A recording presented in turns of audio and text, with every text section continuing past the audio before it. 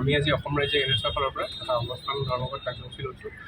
ৰাহুল গান্ধী ডাঙৰীয়াৰ বৰ্তমান যি নেতৃত্বত যি দেশৰ যি হকে তেওঁ কথা কৈ আছে, তেওঁ যিখিনি কাৰ্য কৰি আছে, তাক দেখা পাইছোঁ যে আমি বহুত ধৰণে বিজেপিয়ে ষড়যন্ত্ৰমূলকভাৱে তেখেতক দমন কৰিবলৈ চেষ্টা কৰিছোঁ।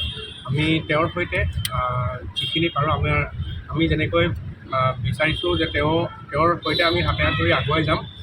সেই গতিকে আজি আমি কাৰ্যসূচী হাতত লৈছিলোঁ। আগন্তুক দিনত মই ভাবোঁ যে তেওঁৰ বৰ্তমান যি দৃষ্টিভংগী, ভাৰত জোৰৰ যাত্ৰাৰ পৰা আৰম্ভ কৰি আজিলৈকে তেওঁ যি নিৰ্ভীকভাৱে যি দমনমূলক কাৰ্যসূচীসমূহৰ বাদেও তেওঁ যি আগুৱাই গৈ দেশৰ যি অৱস্থা হৈ আছে, তেওঁৰ যিখিনি কথা, সেই কথাখিনি আমি ৰাইজৰ মাজলৈ লৈ যাম বুলি ভাবিছোঁ।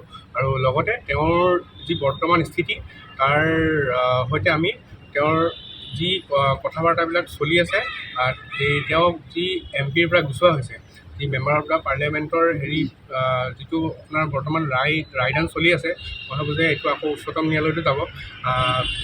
সেই যিখিনি কাৰ্যকলাপ চলি আছে, বিজেপিৰ যি ষড়যন্ত্ৰমূলক যি কাৰ্যকলাপ, তাৰ আমি গৰিহণা দিছোঁ। আৰু লগতে আমি ভাবোঁ যে ভৱিষ্যতে তেওঁৰ বাহিৰে আমাৰ ভাৰতবৰ্ষক বচাব পৰা আৰু কোনো নেতা নাই, আৰু তেওঁৱে আমাৰ ভৱিষ্যত।